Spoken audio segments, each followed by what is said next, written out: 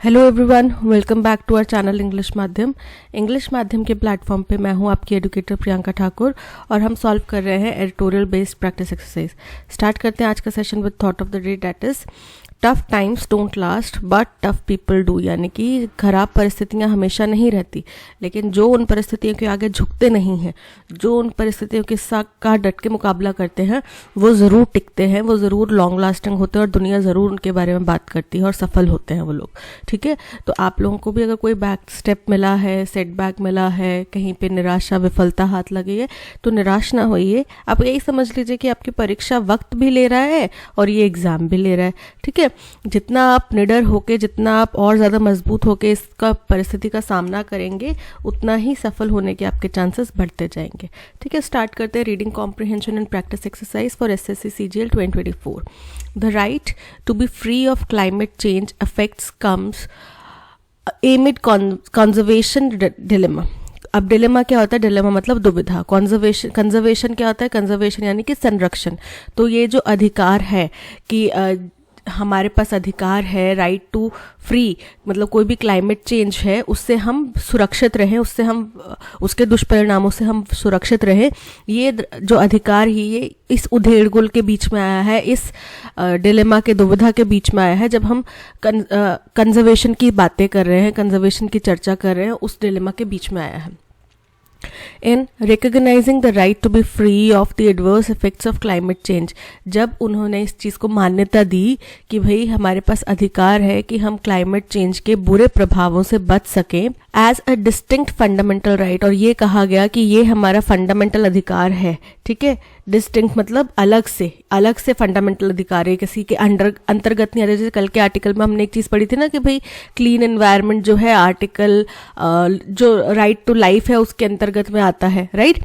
तो बोल रहे हैं कि ये अलग से एक फंडामेंटल अधिकार है जो हर एक मनुष्य को प्राप्त है, हिंदुस्तान में तो at least. The Supreme Court of India has advance the case for a healthy environment and sustainable development. तो सुप्रीम कोर्ट ऑफ इंडिया ने क्या किया? एडवांस किया, मतलब आगे बढ़ाया, प्रमोट किया। क्या चीज़ प्रमोट करी? एक केस था हेल्दी एनवायरनमेंट और सस्टेनेबल डेवलपमेंट के ऊपर, उस केस को उन्होंने आगे बढ़ाया। The apex court मतलब सर्वोच्च अदालत had long ago recognized the right to live in a clean environment as part of the right to life under Article 21 of the Constitution। इन्होंने क्या किया था? इन्होंने बहुत समय पहले ही ये चीज़ मान ली थी कि भाई जो हमारा एक साफ सुथरे वातावरण में रहने का अधिकार है, वो हमारा right to life under article 21 जो है संविधान का, उसके अंतर्गत आता है। ठीक है। However, the court has now reasoned that the right to be protected from climate change and the right to a wholesome environment are two sides of the same coin।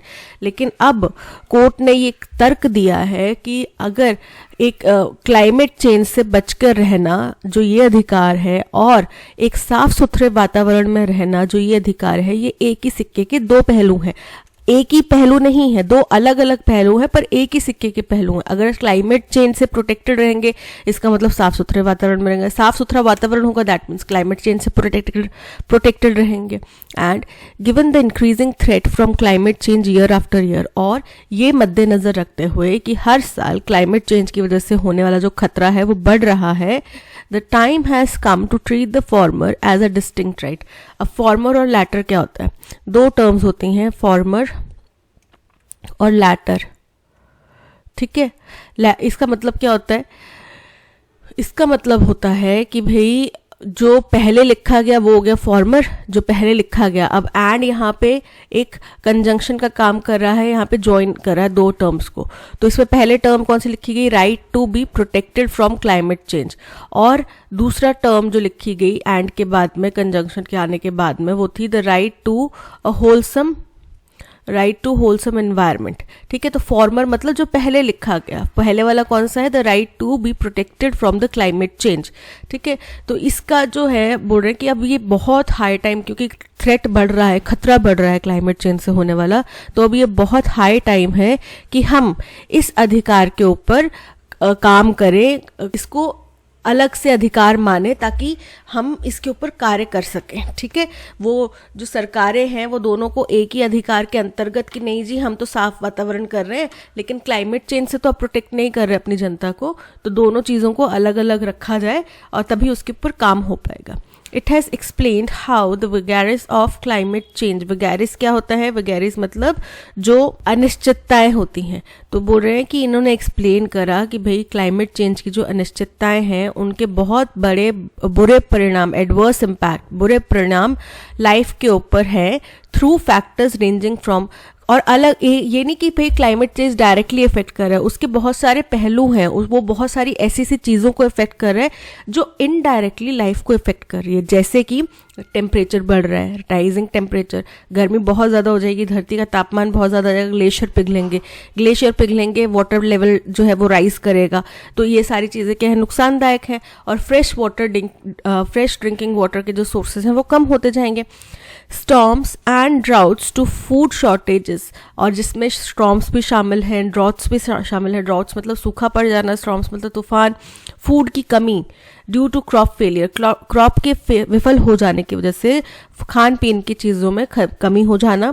And shifts in vector borne disease, अब vector borne disease होती हैं ऐसी बीमारियां जो किसी insect के जरिए transmit होती हैं, जैसे कि मस्किटोज के जरिए जो ट्रांसमिट होती हैं, टिक्स के जरिए जो ट्रांसमिट होती हैं। ठीक है, इन डिजीज को बोलते हैं वेक्टर बॉर्न डिजीज। ठीक है, तो ऐसी डिजीजेस का भी इसमें भी एक शिफ्ट आया है, इसमें भी एक उतार चढ़ाव, कुछ वेरिएशन आया है।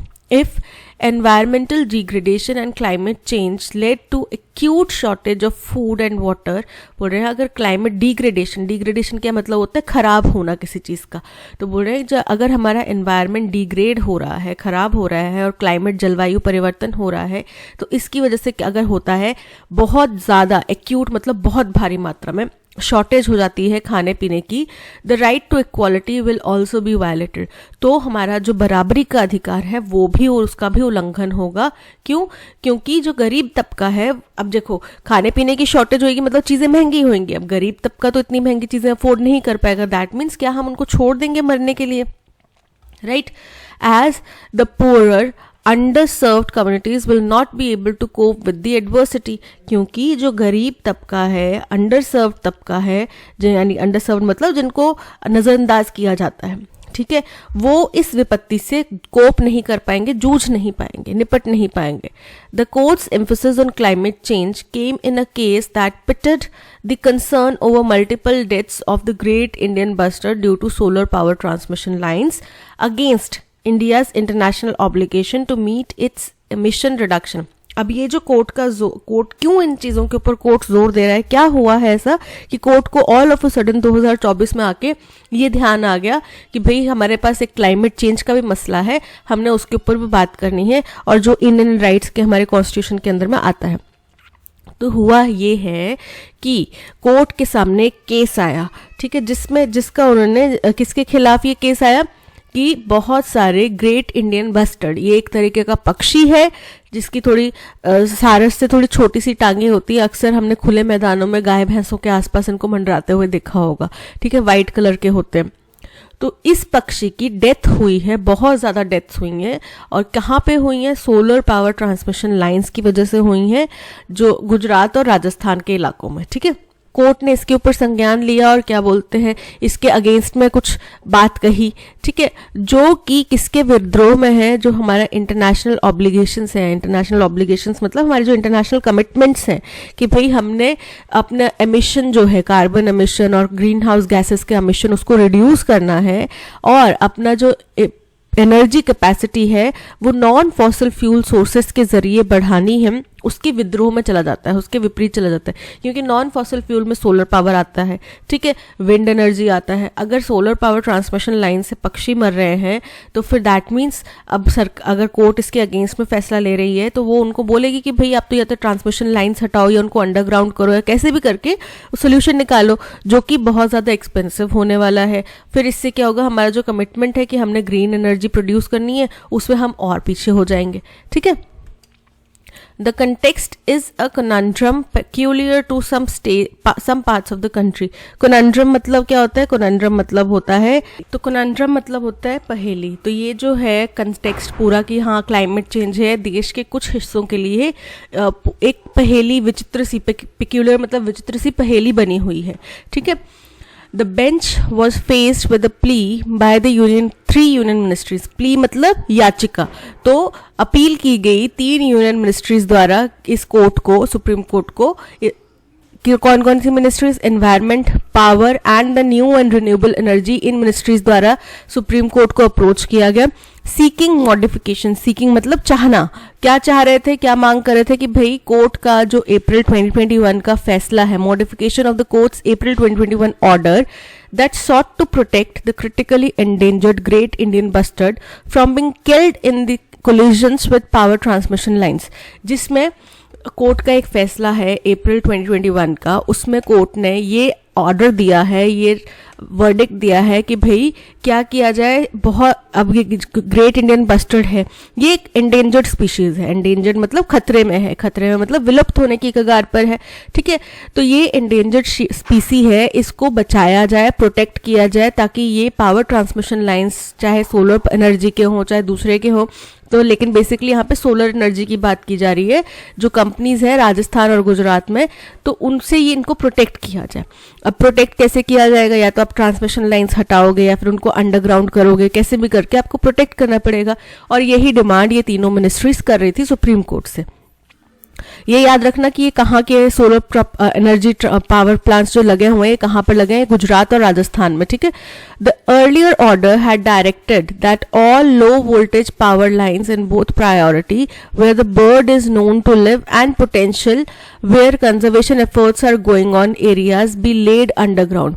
बोल रहे हैं कि इसके पिछले ऑर्डर में, यानी कि अप्रैल 2021 का जो कोर्ट का ऑर्डर है, उसमें ये कहा गया था, डायरेक्शन दिया गया था, दिशा निर्देश दिए गए थे कि जो लो वोल्टेज पावर लाइंस हैं प्रायोरिटी बेसिस पर, जहां पे ये पक्षी रहते हैं वहां पे प्रायोरिटी बेसिस पे, और जहां जहां पे कंजर्वेशन प्रोग्राम्स चल रहे हैं वहां पे उन इलाकों में इनको अंडरग्राउंड कर दिया जाए. ठीक है. And existing overhead lines converted to underground lines. और जो भी ओवरहेड लाइंस हैं उनको अंडरग्राउंड लाइंस में बदल दिया जाए. It had also directed that high voltage lines and identified areas be shifted below the ground. और जहां जहां पे high voltage lines हैं उनको भी आपने अंडरग्राउंड कर देना है.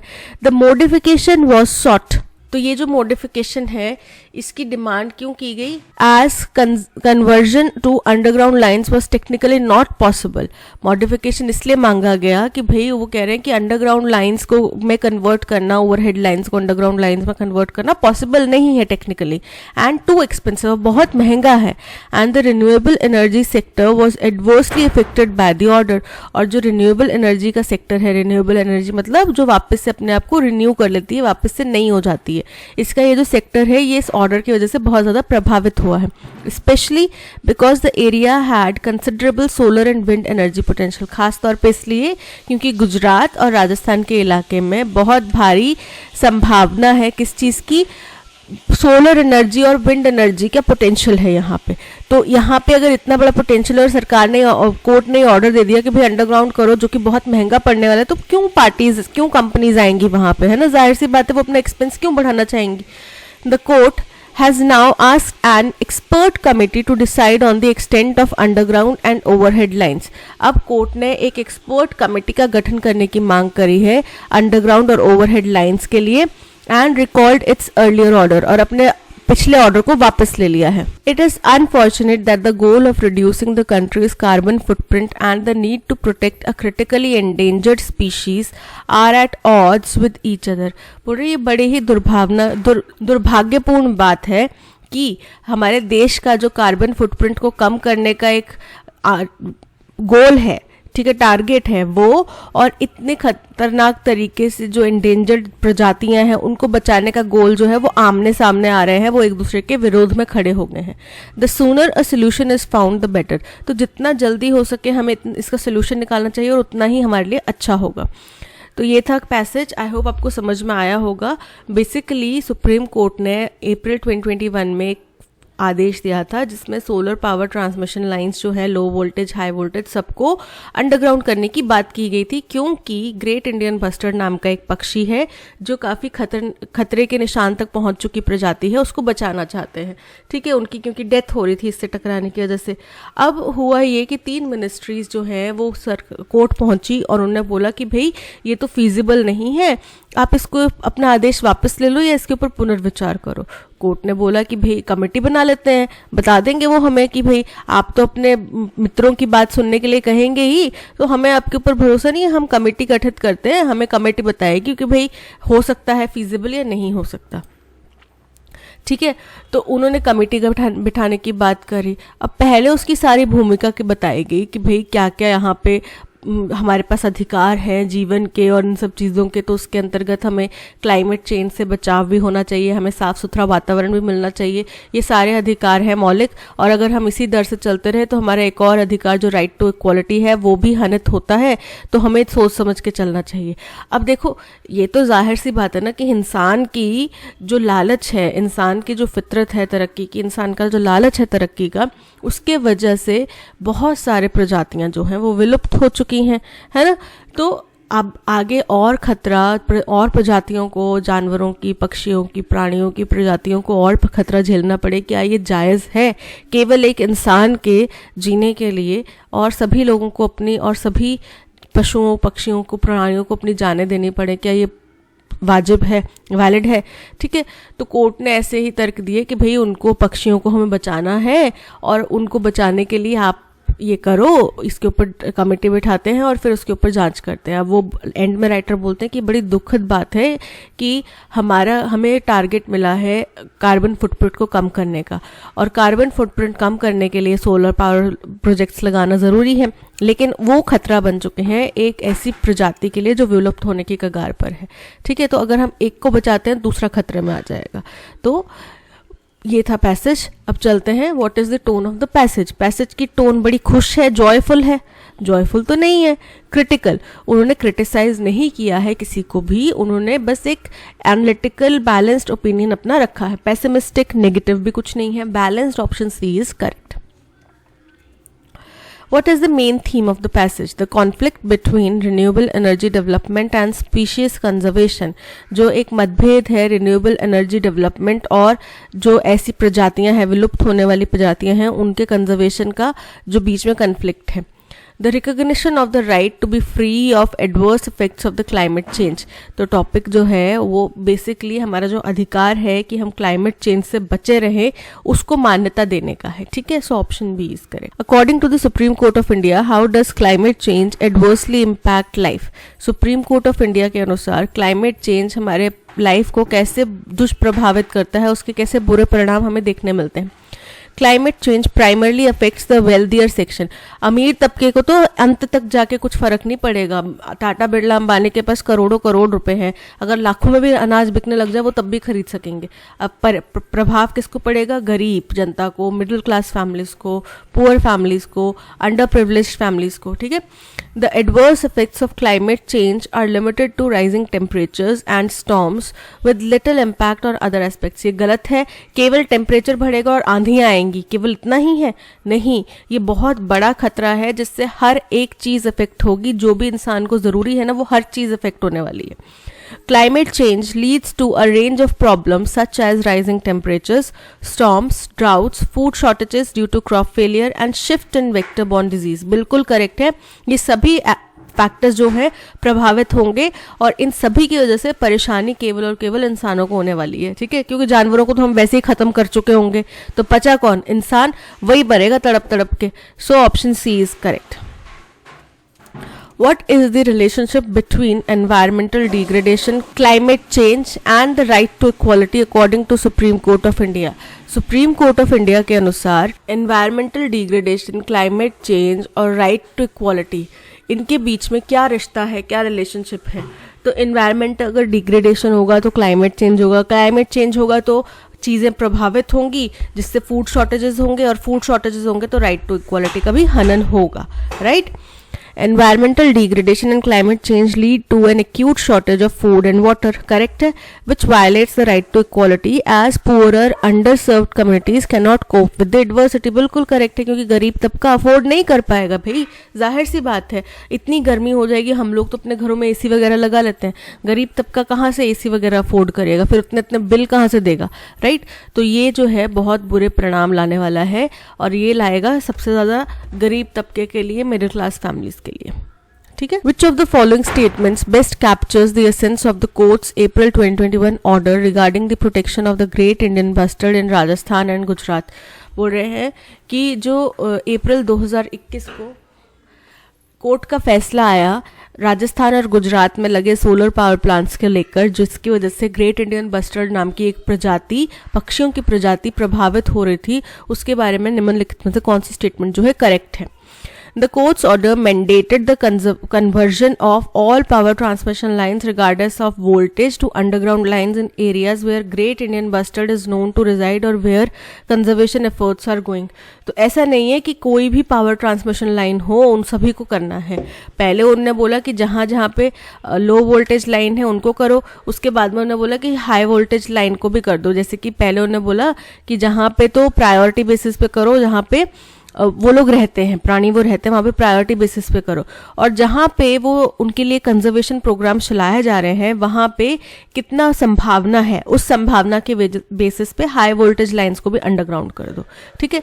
The courts order focus solely on the relocation of high voltage power transmission lines to underground position in areas identified as critical habitats for great Indian bustard. ऐसा नहीं है, जो उनकी हैबिटेट्स है केवल वहाँ पे आपको हाई वोल्टेज लाइंस को अंडरग्राउंड करना है, ऐसा नहीं कहा उनने, ये गलत हो जाता है।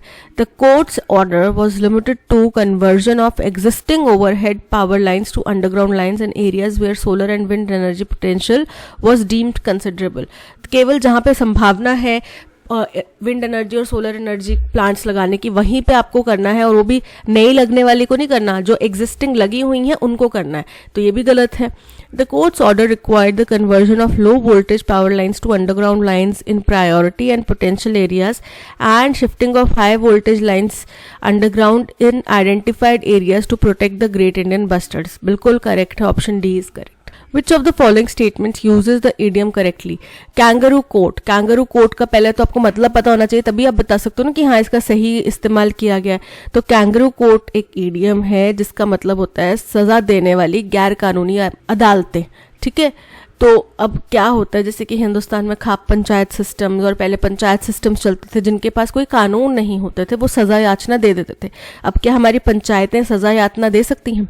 वो केवल ये फैसला कर सकती हैं कि भाई अगर कहीं पे ज़मीनी विवाद हो रहा है, कुछ विवाद हो रहा है, तो वो आगे क्या स्टेप लेना है, किस तरीके से आगे कार्रवाई करनी है, कौन सही कौन गलत, लेकिन वो उनको सज़ा नहीं दे सकती, राइट। उसमें कोई उनको गलत दिख गया तो क्या उनको वो सज़ा सुना सकती हैं? नहीं ना। It is exciting to see the kangaroo court freely moving in the zoo, about in the zoo। तो कैंगरू कोर्ट कोई जानवर नहीं है जो जू के अंदर आज़ादी से घूम रहा हो। कैंगरू कोर्ट एक अदालत है, अदालत के अंदर लोग होते हैं, ठीक है, तो वो जू के अंदर नहीं घूम रहा। Many villages in India still organize a kangaroo court, which is unfortunate। बिल्कुल सही फिट बैठ रहा है कि बहुत सारे गांव में आज भी कैंगरू कोर्ट ऑर्गेनाइज किया जाता है, जो कि बड़ा दुखद है। 2 is correct। Those who conduct kangaroo courts will soon find themselves hounded by the law of the land। बोल रहे हैं कि जो लोग कैंगरू कोर्ट्स का इस्तेमाल करते हैं वो जल्द ही अपने आप को घिरा हुआ पाएंगे, जो हमारा देश का कानून है उससे फंसा हुआ, उसके अंदर फंसा हुआ पाएंगे। ये भी करेक्ट है, कैंगरू कोर्ट के बारे में सही जानकारी दे रहा है कि कैंगरू कोर्ट जो है वो गलत फैसले भी ले सकता है, तो उसके ऊपर हमारा कानूनी डंडा चल सकता है। तो 2 and 3 are correct. 2 and 3, option C is correct. Identify the grammatically correct form of the given sentence। I have to read this so that I didn't get this speech wrong। didn't past की घटना हो गई, have to read future बता रहे कि मुझे करना पड़ेगा ताकि सो दैट, फ्यूचर की घटना हो गई ना, एक क्लॉज लग गया साथ में, कंडीशन लग गई ताकि मैं ये ना कर सकूं, तो वो फ्यूचर की बात जा रही है, तो डिडंट तो पास्ट की घटना होती है, इनकरेक्ट हो जाएगा. I have to read this so that I didn't, again got this speech wrong, didn't got नहीं आएगा, so that I do not get this speech wrong होगा. ठीक है. I am to read, I am to read incorrect है, I have to ही आएगा. ठीक है. Correct तो आंसर आई हैव टू ही होगा, I have to read this so that I didn't got this speech wrong, incorrect है. तो यहाँ पे neither one neither two is correct. When we consider the subject of style in general, जब हम आम भाषा में स्टाइल को समझने की कोशिश करते हैं, we notice that there are great differences in this respect. तब हमें पता चलता है कि यहाँ पे बहुत ज़्यादा अलग अलग चीज़ें हैं, बहुत ज़्यादा डिफरेंसेस हैं, मतभेद हैं स्टाइल के कंटेक्स्ट में, among nations as well as among individuals. चाहे बात देशों की हो, हर एक देश का अपना स्टाइल है. कोई ढकेपन को अच्छा खूबसूरत मानता है, कोई एक्सपोजर को खूबसूरत मानता है, राइट. इसीलिए कहीं जगहों पे बिकनी मॉडल्स को ज़्यादा प्रेफरेंस दी जाती है और विक्टोरिया सीक्रेट जैसे इवेंट्स ऑर्गेनाइज किए जाते हैं, और कई जगहों पे लड़कियां साड़ी में खूबसूरत लगती हैं, ये पोर्ट्रे किया जाता है, राइट. तो अलग अलग देश अलग अलग फैशन, जैसा देश वैसा बेश. Style refers to the choice and arrangement of words. Style क्या है, हमारे जो चॉइस है और शब्दों का अरेंजमेंट है उसको रेफर करता है, and may be defined as the peculiar manner in which thought is expressed in language. और ये माना जा सकता है कि बड़ा ही विचित्र तरीका है जिसमें किसी भी हमारे विचार को हम भाषा की, जुबान के जरिए एक्सप्रेस कर सकते हैं. सच डिफरेंसेस एज दीज में ऑलवेज बी फाउंड.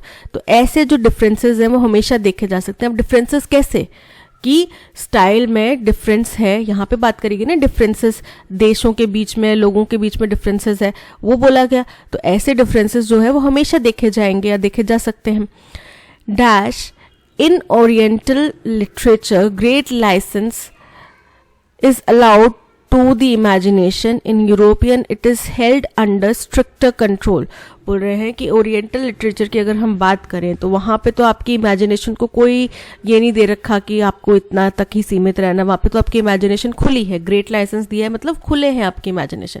लेकिन यूरोपियन लिटरेचर की बात करें तो वहाँ पे बहुत स्ट्रिक्ट कंट्रोल है. आप ये नहीं बोल सकते, आप महिला के लिए ये शब्द नहीं यूज़ कर सकते, आप ऐसे को जो हमारा पोप है उनके बारे में ऐसे चीज़ नहीं बोल सकते. तो मतलब उसमें काफ़ी ज़्यादा रिस्ट्रिक्शंस हैं.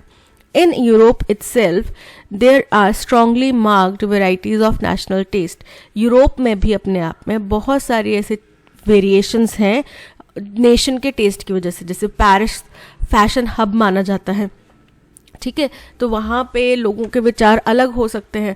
वहीं फ्रांस और रशिया जैसे दो देश जो थोड़े से कंजर्वेटिव माने जाते हैं, अजरबैजान ऐसे देश जो थोड़े से कंजर्वेटिव माने जाते हैं, तो वहाँ पे क्या है कि आप इतना स्ट्रांगली अपने ओपिनियन शायद नहीं रख सकते. In every nation also there is a distinctive style at different periods. अब हर देश के अंदर अलग अलग दौर के अंदर अलग अलग स्टाइल रहा होगा. पहले ज़माने में हमारे जो सॉन्ग्स होते थे, हिंदुस्तान को ही ले लो, तो वो इस तरीके से लिखे जाते थे कि औरत की खूबसूरती को वो बड़ी अच्छी अच्छी उपमाएं, चांद की तरह हो और बहुत खूबसूरत फूल की तरह हो, कलियों सा आपका मुखड़ा है या होंठ है, इस तरीके की उपमाएं, हिरनी जैसी आंखें, ऐसे दिए जाते थे.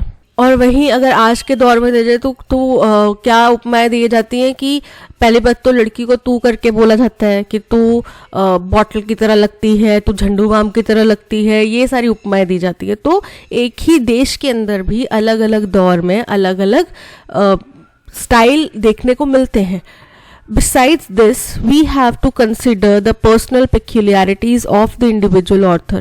और इसके अलावा हमें ये भी समझना पड़ेगा कि हर एक ऑथर की भी अलग अलग चॉइसेस हैं, उनके अलग अलग ओपिनियन हैं, which are so strikingly manifested that a man's writings have come to be considered as much a mark of himself as his face or figure.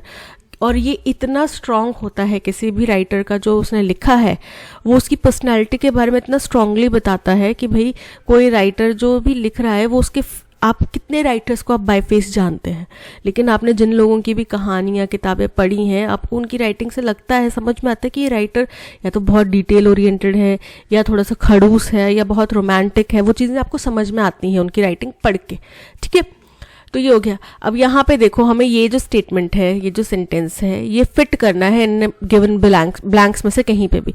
तो हमें पता चल रहा है कि यहाँ पे डिफरेंसेस की बात की जा रही है कि ऐसे जो डिफरेंसेस है वो देखे जाएंगे। और कैसे डिफरेंसेस, कि देशों के बीच में, लोगों के बीच में हमेशा स्टाइल को लेके अलग अलग डिफरेंसेस होते हैं। तो ये फर्स्ट ब्लैंक में फिट हो रहा है। Blank 1 option D is correct. अब यहाँ पे एक लिस्ट 1 दी है, लिस्ट 2 दी है, ठीक है। एंटोनिम्स है एक दूसरे के, हमें आइडेंटिफाई करना है, एंटोनिम्स मैच करने हैं, ठीक है। कन्फ्लिक्ट, कन्फ्लिक्ट का मतलब होता है मतभेद, ठीक है, मतभेद, कोई संघर्ष। अब परमानेंट, परमानेंट मतलब कोई चीज एकदम स्थिर है, परमानेंट है, एक ही जगह पर है। अकॉर्ड, अकॉर्ड का मतलब होता है किसी से अकॉर्डिंग टू बोलते हैं ना, अकॉर्डिंग टू दिस, तो उसकी सहमति के अनुसार, ठीक है। तो अकॉर्ड मतलब जो सहमति में हो, जो अग्रीमेंट में हो।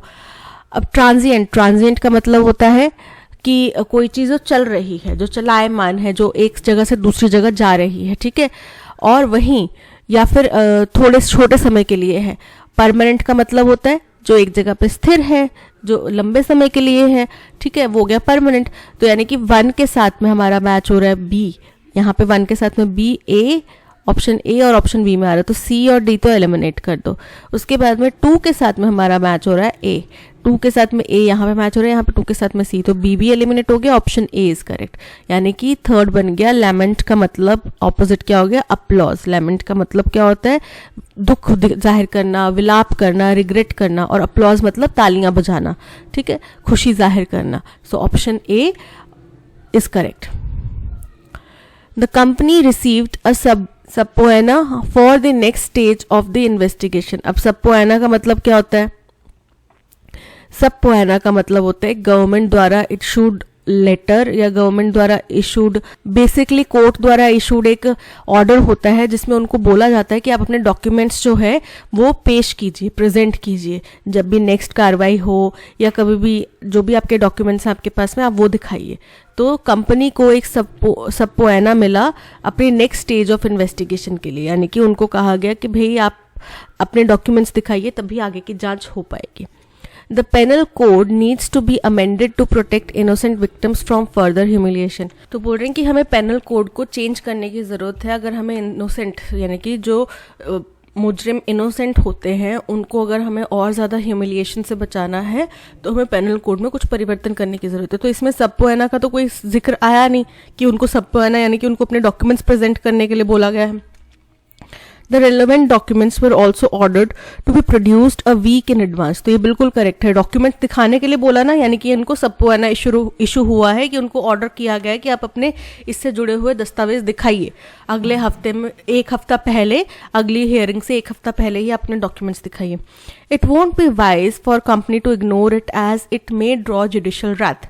तो अगर कोई कंपनी अपने डॉक्यूमेंट्स नहीं दिखाती, उनको सबपोएना इशू हुआ है, उनको बोला गया है कि भाई आप अपने डॉक्यूमेंट्स दिखाओ, और वो नहीं दिखाते, तो जाहिर सी बात है उनके ऊपर जुडिशियल कार्रवाई होगी, ठीक है। तो अगर कंपनी ने इसको इग्नोर करा तो उनके ऊपर जुडिशियल कार्रवाई हो सकती है। So third is also correct, ये भी सबपोएना से लिंक्ड ही है। So 2 and 3 are correct. 2 and 3, 1, 3, 2, 3, option D is correct. अब अगेन वैसा ही क्वेश्चन है कि एक स्टेटमेंट दिया है, उनको गिवन ब्लैंक्स में फिट करना है। From that tradition many of our intellectuals are visibly turning away. तो उस ट्रेडिशन के अनुसार बहुत सारे हमारे जो बुद्धिजीवी हैं वो पीछे हट रहे हैं, अलग हो रहे हैं, ऐसा और देखा जा रहा है। The word ancient emphasises the fact that intellectual freedom is a deep-rooted tradition without which our characteristic Western culture could not only doubtfully exist। बोल रहे हैं कि जो ancient, ये जो शब्द है इसके ऊपर जोर दिया जाता है, ये इस बात के ऊपर जोर दिया जाता है कि हमारे पास इंटेलेक्चुअल फ्रीडम है। इंटेलेक्चुअल मतलब सोचने समझने का, ध्यान करने का, विचार करने का फ्रीडम है, और ये हमारा इज डीप रूटेड ट्रेडिशन, ये हमारा आज से नहीं है, हमारा बहुत सदियों पुराना ट्रेडिशन है, यानी कि सदियों पुराने चली आई एक प्रथा है, जिसके बिना हमारा जो कैरेक्टरिस्टिक वेस्टर्न कल्चर है वो केवल शायद ही एग्जिस्ट कर पाता। ठीक है, कि हमने सोचा समझा ना कि भाई ये चीज़ें हमारे लिए सही है, यहाँ पे हमारे लिए डेवलपमेंट सही है, हम पीछे रह जाएंगे, ये चीज़ें हम सोच पाए, रूढ़िवादी नहीं हुए, हमने परिवर्तन को एक्सेप्ट करा, तभी यहाँ पे वेस्टर्न कल्चर आ पाया। They have accepted the principle that a book should be published or suppressed, praised or damned, not on its merits but according to political expediency. बोल रहे हैं कि उन्होंने ये चीज़ को मान लिया है कि जो ये प्रिंसिपल है, ये जो आइडिया है कि कोई भी किताब है वो तभी पब्लिश होनी चाहिए या नहीं होनी चाहिए, उसकी तारीफ होनी चाहिए, उसका निंदा करनी चाहिए, उसकी खूबियों के बेसिस पर नहीं, पर उसका पॉलिटिकली क्या कनेक्शन है, वो पॉलिटिकल गैलरी जो है, जो पॉलिटिशियंस हैं उनको सूट कर रही है नहीं कर रही, उनके विद्रोह में तो नहीं आ रही, जो जिस बंदे ने लिखी है क्या वो उनके साथ अच्छी टर्म्स में है या बुरी टर्म्स में है। तो इस बेसिस पे आप किसी भी बुक की तारीफ या उसकी खामियां प्रेजेंट करते हैं। वो बुक कितनी अच्छी लिखी गई है, कितनी खराब लिखी गई है, उससे किसी को कोई लेना देना नहीं है। And others who do not actually hold this view assent to it from sheer cowardice.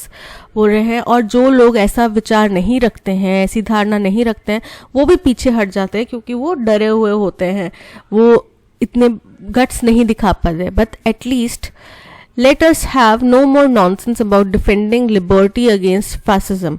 पर अब को तो कम से कम हमें कोई भी और ऐसी बकवास नहीं करनी चाहिए जिसमें हम फासिज्म के अगेंस्ट में थोड़ी सी लिबर्टी दिखाएं, ठीक है, उसको डिफेंड करें। If liberty means anything at all it means the right to tell people what they do not want to hear. बोल रहे हैं अगर लिबर्टी का कुछ भी मतलब है तो वो ये है कि भाई लोगों के पास में ऐसा अधिकार है कि वो ये कह सकें जो वो नहीं सुनना चाहते, वो भी वो कह सकें, राइट। कि पॉलिटिशियंस हमें कंट्रोल ना करें कि भाई आप हमारे बारे में आप ऐसा नहीं बोल सकते, आप ऐसा नहीं बोल सकते, खुद चाहे वो गालियां भी दे रहे हैं, है ना, औरतों को वो प्रिडिक्ट बोलें कि भाई आप जीन्स नहीं पहनो, आप टॉप नहीं पहनो, आप ये मत करो, आप वो मत करो, और खुद वो चाहे जो मर्जी कह जाए, ठीक है। और लेकिन वहीं अगर वो औरतें उन मंत्रियों के ऊपर बोल दें कि भाई आप ऐसी भाषा का प्रयोग ना करो, तो उनको लगेगा कि भाई नहीं जी, आप इतने लिबरल कैसे हो सकते हैं, आप तो आप औरतें हमसे कम हैं, हम ही बोलेंगे जो बोलेंगे, आप कौन होते हैं बोलने वाले, right. The common people still vaguely subscribe to that doctrine and act on it. बोल रहे हैं अब जो आम इंसान है वो अभी भी ऐसी बातों के ऊपर सब्सक्राइब करता है, नहीं कि मानता है, और डॉक्ट्राइन ऐसी धारणाओं के ऊपर और उसी के अनुरूप काम करता है। In our country it is the liberals who fear liberty and the intellectuals who want to do dirt on the intellect. बोल रहे हैं कि हमारे देश में जो लिबरल्स हैं वही लिबर्टी से डरते हैं, और जो इंटेलेक्चुअल्स हैं वही इंटेलेक्ट के ऊपर धूल जमाना चाहते हैं। It is to draw attention to that fact that I have written this preface। और ये इस बात पे ध्यान केंद्रित करने के लिए किया गया है कि ये प्रीफेस जो है वो मैंने लिखा है। प्रीफेस क्या होता है? कोई भी बुक की ओपनिंग, ठीक है, जहाँ पे राइटर कुछ अपने विचार बताता है कि भाई मैंने ये बुक क्यों लिखी थी, क्या कारण था लिखने का, कहाँ से इसका मेरे पे विचार आया, वो होता है प्रीफेस। बुक की थोड़ी सी आगे बताएगा कि इसमें आप क्या क्या पढ़ेंगे, क्या सीख सकते हैं।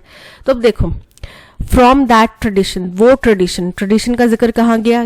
यहाँ पे किया गया कि हमारा डीप रूटेड ट्रेडिशन है। मैनी ऑफ आर इंटेलेक्चुअल्स, तो बहुत सारे हमारे इंटेलेक्चुअल जो है वो इससे अलग हो चुके हैं, इससे अपना ताल्लुक नहीं रखते।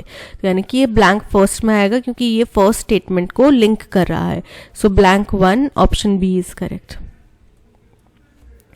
The makers of the film deny wanted to talk about the fight that had took place yesterday। देखो सबसे पहली बात तो पास्ट की घटना है, दो that had took place तो आना नहीं चाहिए। The makers of the film didn't wanted to talk about, ठीक है, क्या हो सकता है, चलिए देखते हैं। सबसे पहले तो didn't wanted तो इनकरेक्ट है, ये तो यहाँ पे करेक्ट नहीं है। क्या आएगा? didn't मतलब क्या हो गया? वर्ब जो है बेस फॉर्म में आना चाहिए, तो didn't want to talk about हो सकता है, ठीक है। didn't wanted to नहीं आएगा।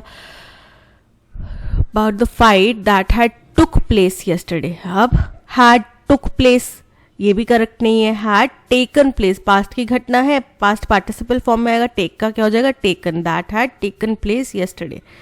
So the makers of the film refused to talk about the fight that had happened yesterday। happened अपने आप से आपने कुछ नहीं जोड़ना है, आपने उसी को करेक्ट करना है, ठीक है। तो बिल्कुल करेक्ट है। हम didn't wanted to talk तो रिफ्यूज कर दिया, मना कर दिया बात करने से, ये भी कह सकते हैं उस फाइट के बारे में जो हुई थी कल, तो ये करेक्ट है। that had happened पास्ट की घटना है। The makers of the film didn't want to talk about the fight that had happened yesterday. Didn't आ गया, डिडंट वांट जो हम यहाँ पे बता रहे थे कि एरर है, वांटेड नहीं आएगा, तो डिडंट वांट आ गया, करेक्ट है. Fight that had happened yesterday, ये करेक्ट है. The makers of the film didn't want to talk about the fight that took place. ठीक है, हैड नहीं आएगा, that took place yesterday. Option 3 is correct, यानी कि 1, 2, 3 all are correct. She threw up the sponge after watching a female double her size as her opponent. अब threw up the sponge का मतलब क्या होता है कि आपने गिव अप कर दिया, आपने अपनी हार मान ली, आपने किसी चीज़ से बैकआउट कर लिया.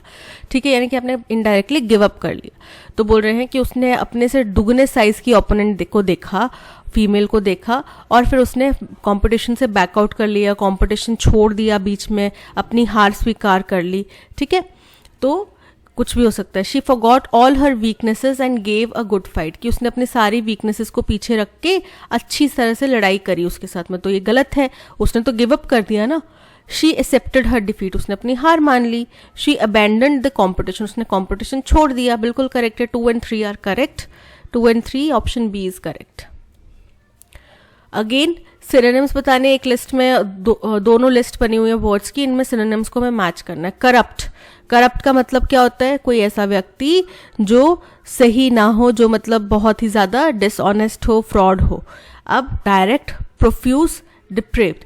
डिप्रेव्ड का मतलब होता है दुराचारी. ठीक है, morally corrupt.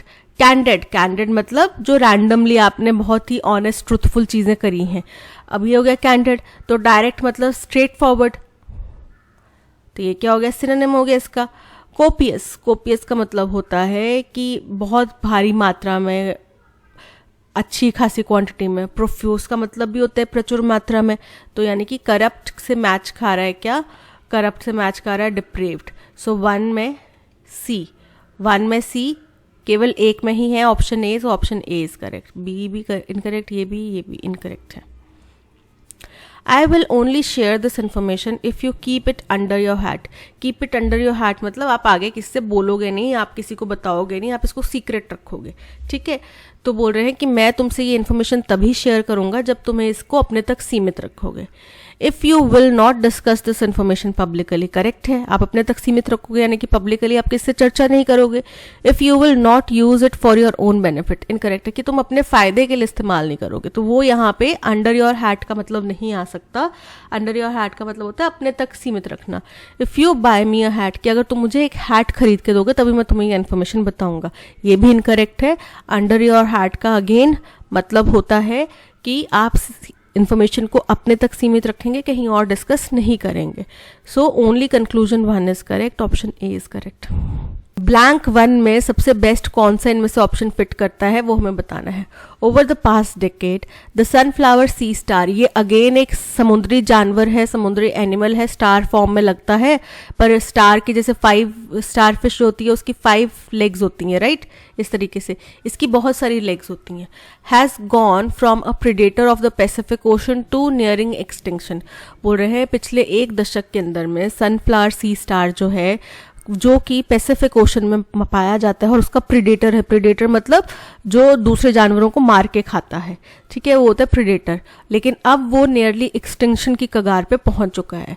The Nature Conservancy estimates that 5.75 billion sunflower sea stars died over 3 years.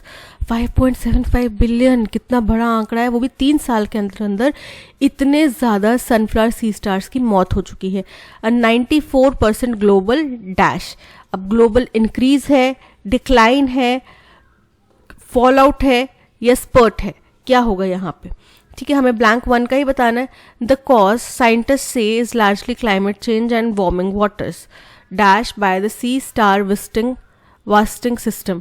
बोल रहे हैं तो इसका कारण साइंटिस्ट बताते हैं क्लाइमेट चेंज और वार्मिंग वाटर्स, जिससे पानी का तापमान जो है बढ़ रहा है. सो यहाँ पे 94% जो है उनकी ग्लोबल संख्या के ऊपर बात करें कि उनकी संख्या में कमी आ गई है. एक ही 3 साल के अंदर 5.75 बिलियन का मर जाना, यानी कि बहुत भारी आंकड़ा है. कितने होंगे ज़्यादा से ज़्यादा, तो उनमें से इतने अगर मर गए तो 94% ग्लोबल डिक्लाइन है उनकी संख्या में. ठीक है, तो फॉल आउट नहीं है, इंक्रीज नहीं है, स्पर्ट नहीं है, क्या है? डिक्लाइन है. Option D decline is correct.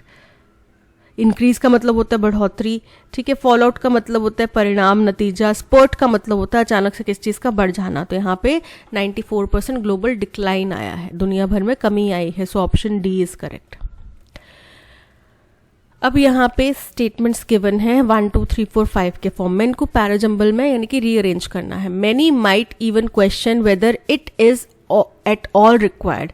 बहुत सारे ये सवाल उठा सकते कि क्या ये इट इज, इट मतलब जिस चीज़ की पहले चर्चा करी है वो ज़रूरी भी है, सिंस इट इज़ एज्यूम्ड, क्योंकि ये मान लिया जाता है that the landlord has insured his property.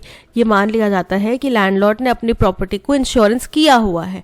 तो अब हमें ये समझ में नहीं आ रहा कि किस कंटेक्स्ट में बात कर रहे हैं, क्या मान लिया जाता है कि ये ज़रूरी नहीं है, है ना। समझ में नहीं आया, कुछ क्लैरिटी नहीं मिली। फर्स्ट वन हमारा फर्स्ट स्टेटमेंट नहीं होगा।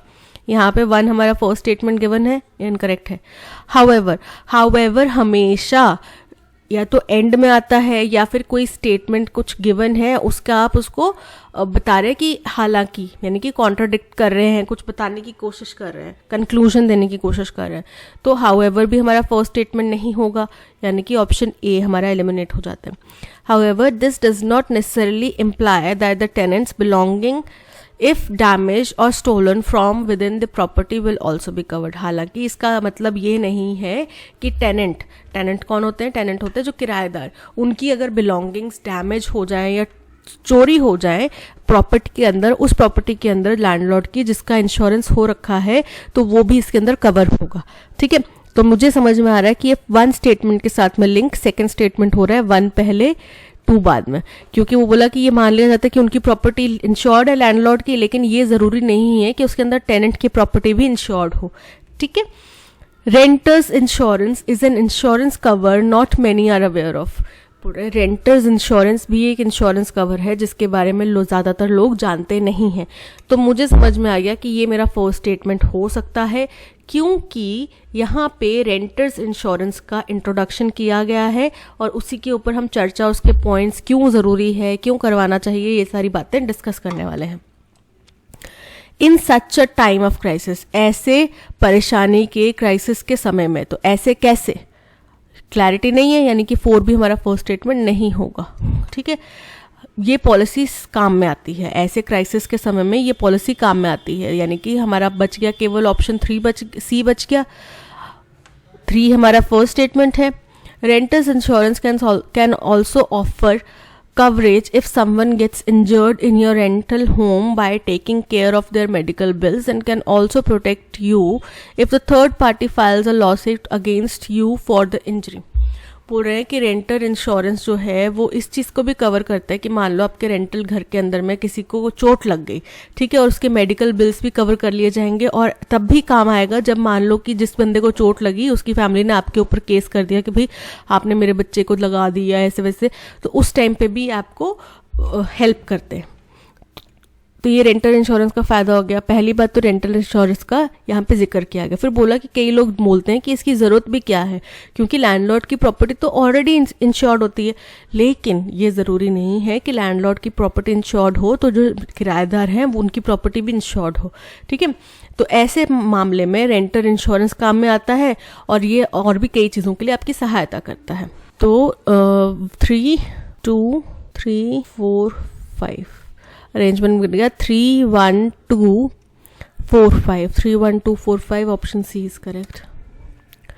There might be some issues to be sorted out, but it does not mean that we should throw the baby out with the bath water। अब आप खुद समझो कि आप एक बच्चे को नहला रहे हो मान लो, ठीक है, उसके बाद में क्या आप पानी के साथ में बच्चा भी फेंक दोगे?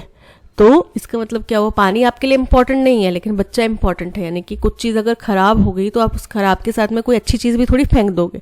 तो बोल रहे हैं कि यहाँ पे कुछ परेशानियाँ हो सकती हैं जो कि सॉर्ट आउट करना ज़रूरी है, बट इसका मतलब ये नहीं है कि आप उन परेशानियों के साथ साथ में जो उसके पॉजिटिव पॉइंट्स हैं उनको भी फेंक दो।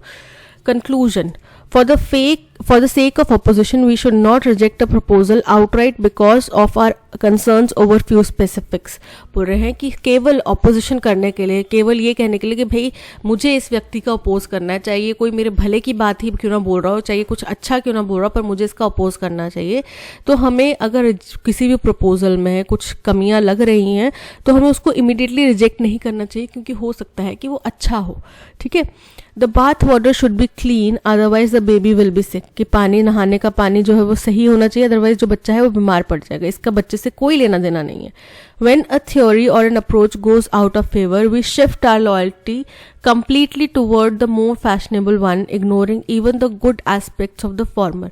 बोल रहे हैं जब कोई भी थ्योरी या कोई भी ओपिनियन या कोई भी नज़रिया जो है वो गलत साबित हो जाता है, उसके पक्ष में ज़्यादा लोग नहीं होते, तो हम अपना जो है लॉयल्टी चेंज कर लेते हैं. लॉयल्टी चेंज कर लेते हैं मतलब हमारा विचार में चाहे वो चीज़ सही थी, लेकिन हम फिर उसके बाद में क्योंकि ज़्यादातर लोग उसके अगेंस्ट में चले गए तो हम भी उसके अगेंस्ट में हो गए. लेकिन ये हो सकता है कि उसके आगे आने वाले समय में बहुत अच्छे फ़ायदे हों या उसका बहुत अच्छा प्रभाव रहा हो पहले भी. ठीक है, ये भूल जाते हैं. तो ये भी जाहिर करता है कि कुछ अच्छे के लिए, कुछ बुरे के लिए हम कुछ अच्छा नहीं छोड़ना चाहिए. ठीक है. So option 1 and 3 are correct. Option B is correct. 4 sentences are given as option. Choose the option that contains the odd sentence. 4 sentences given है, उनमें से एक कोई odd one out है, उसको निकालना है. The answer lies in using digital resources intelligently. जो इसका जवाब है वो इसी बात में छुपा है कि हमें डिजिटल रिसोर्सेज को बड़ा सोच समझ के, सूझबूझ के साथ में इस्तेमाल करना चाहिए. Reading the newspaper daily should become a habit with students and teachers alike. बोल रहे हैं न्यूज़पेपर को रोज़ पढ़ना ये स्टूडेंट्स और टीचर्स दोनों के ही बीच में एक जैसी आदत होनी चाहिए. In the current educational context students continue to struggle and the teachers feel burned out. बोल रहे हैं आजकल का जो एजुकेशनल सिस्टम है इसके अंतर्गत हम ये देखते हैं कि बच्चे जो हैं वो परेशान हो रहे हैं, स्ट्रगल कर रहे हैं, जूझ रहे हैं, और टीचर्स जो हैं वो बहुत ज़्यादा बर्नड आउट यानी कि थके हुए रहते हैं, उनके पास में भी तनाव उतना ही ज़्यादा है. A 2021 study showed that 94% of teachers in US feel open to using digital resources to enhance in class instruction. बोल रहे हैं 2021 में एक स्टडी दिखाई गई जिसमें 94% टीचर्स यूएस में ये मानते हैं वो खुले हैं, मतलब वो ओपन है, वो एक्सेप्ट करते हैं डिजिटल रिसोर्सेज का इस्तेमाल करना अपने क्लास इंस्ट्रक्शंस को इन्हांस करने के लिए. तो देखो ये जो है ये आजकल के सिनेरियो, आजकल के बच्चों और स्टूडेंट्स के सिनेरियो, आजकल के बच्चों और स्टूडेंट्स के सिनेरियो और डिजिटल टेक्नोलॉजी के बारे में बात कर रहे हैं. रीडिंग न्यूज़पेपर जो है ये हैबिट होना चाहिए, ये डिजिटल टेक्नोलॉजी के बारे में बात नहीं कर रहा है. ये बिल्कुल ऑड स्टेटमेंट है. Option B is correct. Fastidious people are easy to please and you can get along with them with no difficulty. शब्द है fastidious. कौन से स्टेटमेंट में इसका प्रयोग बिल्कुल सही किया गया है वो हमें बताना है. अब fastidious का मतलब क्या होता है? fastidious का मतलब होता है ऐसे लोग जो बहुत केयरफुल, बहुत बारीकी से चीज़ों की जांच करते हैं, डिटेल ओरिएंटेड होते हैं, अटेंशन देते हैं डिटेल्स को. तो fastidious लोगों के साथ में आप आसानी से दोस्ती नहीं कर सकते. fastidious people are easy to please. उनको आप आसानी से खुश नहीं कर सकते. ये बिल्कुल गलत बात है. तो ये स्टेटमेंट इनकरेक्ट होता है. Some teachers are so fastidious that they give high grades to almost everyone in class. कुछ टीचर्स इतने फास्टिडियस होते हैं कि वो लगभग हर बच्चे को अच्छे मार्क्स देते हैं. जो फास्टिडियस टीचर होएगा ना वो तो आपके एक बिंदु के भी नंबर काटेगा. जैसे हिंदी में हमारी एक मैम थी जो क्या करती थी, जो मार्जिन लाइन होती है ना, मार्जिन लाइन के इस तरफ आपने उत्तर पूरा लिखना है इस तरीके से. अगर पूरा नहीं लिखा है तो भी वो आपने ऐसे करके लिख दिया ना तो उसके भी नंबर काटती थी कि आपने ऐसे क्यों लिखा, उत्तर पूरा लिखने में आपका कितना टाइम जाता है, वो उसके भी नंबर काटती थी. ठीक है. तो जो डिटेल ओरिएंटेड होंगे वो छोटी छोटी चीज़ों के नंबर काटेंगे, उनकी क्लास में तो कोई बहुत ज़्यादा नंबर ला ही नहीं सकता. ये गलत है. James is a fastidious editor and wouldn't easily approve of any copy that comes to his desk. James जो है बहुत फास्टिडियस एडिटर है. फास्टिडियस मतलब बारीकियों को ध्यान रखने वाला एडिटर है, और इसीलिए उसके पास कोई भी कॉपी आती है, उसके डेस्क पे कोई भी कॉपी दी जाती है, उसको इजीली अप्रूव नहीं करता, उसको इजीली एक्सेप्ट नहीं करता. तो करेक्ट है. ये बता रहा है फास्टिडियस का कि भाई बहुत बारीकी से डिटेल ओरिएंटेड है, इसलिए वो बारीकी से जांच करता है, इसलिए आसानी से अप्रूव नहीं करता. I wish he weren't as fastidious as he is made out to be, as he often sidesteps the issues and disgraces. बोल रहे हैं मैं इच्छा करता हूँ कि वो इतना फास्टिडियस नहीं होता जितना कि उसको बनाया जाता है, क्योंकि वो अक्सर इश्यूज और डिस्ग्रेसेस को, यानी कि कोई भी समस्याएं हैं, कोई भी परेशानियां हैं, गलतियां हैं, उनको साइड स्टेप कर देता है, यानी कि उनको टाल देता है। फास्टिडियस व्यक्ति कभी टालेगा नहीं। जो डिटेल ओरिएंटेड व्यक्ति है वो किसी भी गलती को, कमी को टालेगा नहीं। तो ये गलत हो जाता है। यानी कि option C, James is fastidious, is correct. Longing, again synonyms बताने हैं। लॉन्गिंग मतलब इच्छा रखना, बहुत चाहत रखना किसी चीज की, है ना, डिजायर रखना। यर्निंग का मतलब भी होता है डिजायर रखना। अब सिग्निफाई का मतलब होता है किसी चीज की तरफ इशारा करना। डिनोट मतलब भी इशारा करना। पार्डन मतलब किसी चीज को माफी मांगना। रेमिशन भी मतलब माफी मांगना। तो अगर मान लो आपको लॉन्गिंग का नहीं पता, सिग्निफाई पार्डन का पता चल गया। सिग्निफाई 3 में आ रहा है बी और 2 में आ रहा है ए, ठीक है। तो 2 में ए यहां पर आ रहा है, 3 में B. Option C is correct. His dreams were on a grand scale. Such, after all, are best possession of youth. उसके जो सपने थे वो बहुत बड़े थे, और ये जो है यूथ का, नौजवानों का, युवा पीढ़ी का सबसे बड़ा गहना होता है, सबसे बड़ा पोजीशन होता है, और सबसे बड़ा उनका कुछ खजाना होता है। His dreams, अब ग्रामेटिकली करेक्ट फॉर्म हमें चूज करनी है। His dreams were on a grand scale. Such, after all, are the best possessions of youth. जो सेकेंड स्टेटमेंट है उसमें एन ग्रैंड स्केल लिखा है, ठीक है। तो ग्रैंड स्केल जो है इसमें कोई भी वॉवल साउंड नहीं आ रहे इस बिगनिंग में, तो एन का प्रयोग गलत है। तो 2 तो गलत है और 1 बिल्कुल करेक्ट है, इसमें कोई एरर नहीं है। So only 1 is correct. Option C is correct. My father is not only intelligent yet he also has a wide range of expertise. तो मेरे पिताजी ना केवल इंटेलिजेंट हैं, नॉट ओनली बट ऑल्सो होता है, येट ऑल्सो नहीं होता, ठीक है। नॉट ओनली बट ऑल्सो, तो नॉट ओनली के साथ में क्या है, but also has a wide range of expertise. ना केवल मेरे पिताजी इंटेलिजेंट हैं, पर उनको कई चीज़ों के बारे में बहुत एक्सपर्ट नॉलेज भी है। My father is not only intelligent but he also has a wide range of expertise. Option 1 is correct. Not only, also but नहीं आएगा, बट ऑल्सो होता है। Nor intelligent only but also, nor नहीं आएगा, not only but also, यानी कि केवल first statement. Option C is correct. The alimony war, alimony शब्द का करेक्ट यूज बताना है, कहाँ पे हुआ है। तो पहले तो आपको एलिमनी का मतलब पता होना चाहिए। एलिमनी क्या होता है, एक फाइनेंशियल सपोर्ट का मतलब होता है कि जैसे कि हम कोर्ट केसेस में, डिवोर्स केसेस में देखते हैं कि वो लड़का जो है अपनी वाइफ को और अपने बच्चों को एलिमनी देता है, या कोई महिला बोलती है कि मैं इतनी खुददार हूँ कि मैंने अपने पति से एलिमनी नहीं डिमांड करी, ठीक है। तो एलिमनी का मतलब फाइनेंशियल सपोर्ट, जो एक पुरुष अपनी पत्नी को या अपने बच्चे को देना चाहता है, या उसको कोर्ट बाध्य करता है देने के लिए। The alimony war has been protracted since India's independence. तो एलिमनी वॉर फाइनेंशियल युद्ध तो नहीं हो रहा। The alimony payments to his 2 wives have left the cruel husband nearly a pauper. बोल रहे हैं कि जितना वो पैसा अपनी दोनों बीवियों को भेज रहा है ना, तो वो उतना पैसा, मतलब उसकी वजह से वो बिल्कुल भिखारी के रूप में पहुंच चुका है, क्योंकि वो बड़ा खड़ूस था, बड़ा क्रूअल था। तो उसको दोनों बीवियों ने डिवोर्स ले लिया, अब उनको दोनों को एलिमनी देनी पड़ती है, इसलिए अब वो एकदम कंगाली की कगार पे पहुंच चुका है। तो ये तो करेक्ट है। Option B is correct. Soft music has a soporific effect on human beings. Soft music has a soporific effect on human beings according to various studies. अलग अलग स्टडीज में बताया है कि सॉफ्ट म्यूजिक का बहुत ही स्पोरिफिक इफेक्ट होता है इंसानों के ऊपर। अब स्पोरिफिक का मतलब तो पता होना चाहिए ना क्या होता है। स्पोरिफिक का मतलब होता है बहुत ही शांत, बहुत ही आपके तनाव को दूर करना, नींद आ जाना, ऐसा इफेक्ट होता है। सॉफ्ट कभी कभी लगा के देखना, कुछ शब्द ना हो, उसमें बस सिर्फ धुन हो, उसको लगा के देखना, आपको इतनी जल्दी नींद आ जाएगी और इतनी रिलैक्सिंग नींद होगी, आपको पता भी नहीं होगा आप कहाँ सोए हुए हो। Song should be heard at high volume for it to have any effect on us. Incorrect है। सॉन्ग्स हमेशा धीमी आवाज़ में सुनना चाहिए। देखो, तेज़ आवाज़ में केवल शोर होता है, किसी चीज़ का मज़ा आपने कम आवाज़ में ही लेना होता है। Mothers sing lullabies to their children when they don't stop crying. माँ लोरियाँ गाती हैं तो क्या चिल्ला चिल्ला के बुफर्स लगा के सुनाती हैं क्या लोरियाँ?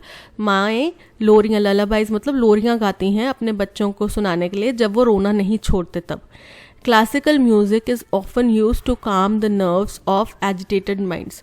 कोई भी परेशान दिमाग है, बहुत गुस्से में या बहुत उधेड़बुल में गूंजा हुआ कोई दिमाग है, उसके लिए हम अक्सर क्लासिकल म्यूज़िक इस्तेमाल किया जाता है ताकि उसकी नसों को शांत किया जाए, उत्तेजित हो चुकी नसों को शांत किया जाए। तो यानी कि 2 और 3 दोनों करेक्ट है ना। 2 and 3 option D is correct. That's all. आज के सेशन में इतना ही। आज का सेशन थोड़ा सा अलग था, डिफरेंट था, जो हम डेली डिस्कस करते हैं उससे। आई होप आपको समझ में आया होगा। अगर अच्छा लगा तो लाइक, शेयर और सब्सक्राइब ज़रूर कीजिएगा। मिलते हैं नेक्स्ट सेशन में। Till then keep learning and keep practising. Bye bye.